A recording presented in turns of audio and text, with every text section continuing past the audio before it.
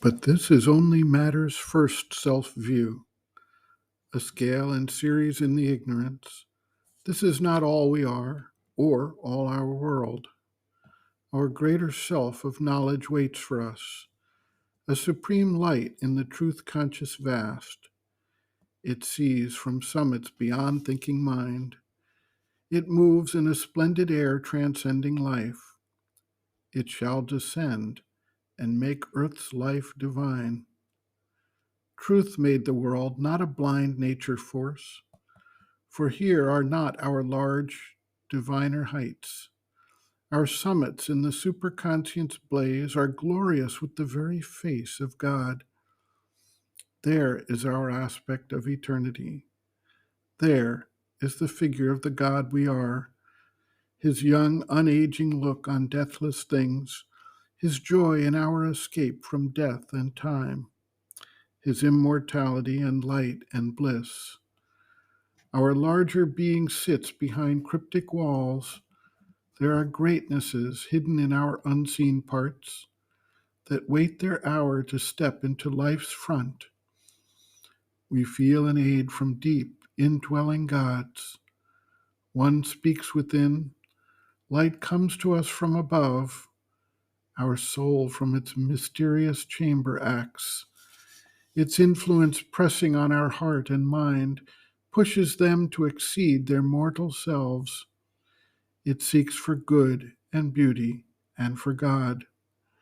We see beyond self's walls our limitless self. We gaze through our world's glass at half-seen vasts. We hunt for the truth behind apparent things. Our inner mind dwells in a larger light. Its brightness looks at us through hidden doors. Our members luminous grow, and wisdom's face appears in the doorway of the mystic ward. When she enters into our house of outward sense, then we look up and see, above, her Son. A mighty life self with its inner powers supports the dwarfish modicum we call life. It can graft upon our crawl two puissant wings. Our body's subtle self is throned within, in its viewless palace of veridical dreams that are bright shadows of the thoughts of God. In the prone, obscure beginnings of the race, the human grew in the bowed, ape-like man. He stood erect, a godlike form and force, and a soul's thoughts looked out from earth-born eyes. Man stood erect, he wore the thinker's brow. He looked at heaven and saw his comrade stars. A vision came of beauty and greater birth, slowly emerging from the heart's chapel of light, and moved in a white, lucent air of dreams. He saw his being's unrealized vastnesses. He aspired and housed the nascent demigod. Out of the dim recesses of the self, the occult seeker into the open came. He heard the far and touched the intangible. He gazed into the future and the unseen. He used the powers earth instruments cannot use, a pastime made of the impossible. He caught up fragments of the omniscient's thought. He scattered formulas of omnipotence. Thus man in his little house made of earth's dust grew towards an unseen heaven of thought and dream, looking into the vast vistas of his mind on a small globe dotting infinity. At last, climbing a long and narrow stair, he stood alone on the high roof of things and saw the light of a spiritual sun. Aspiring, he transcends his earthly self. He stands in the largeness of his soul newborn, redeemed from encirclement by mortal things, and moves in a pure, free spiritual realm as in the rare breath of a stratosphere. A last end of far lines of divinity, he mounts by a frail thread to his high source.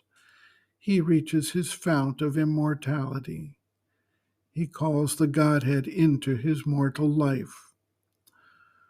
All this the Spirit concealed had done in her.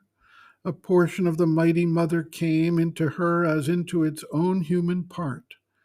Amid the cosmic workings of the gods, it marked her for the center of a wide-drawn scheme, dreamed in the passion of her far-seeing spirit to mold humanity into God's own shape and lead this great, blind, struggling world to light, or a new world discover or create.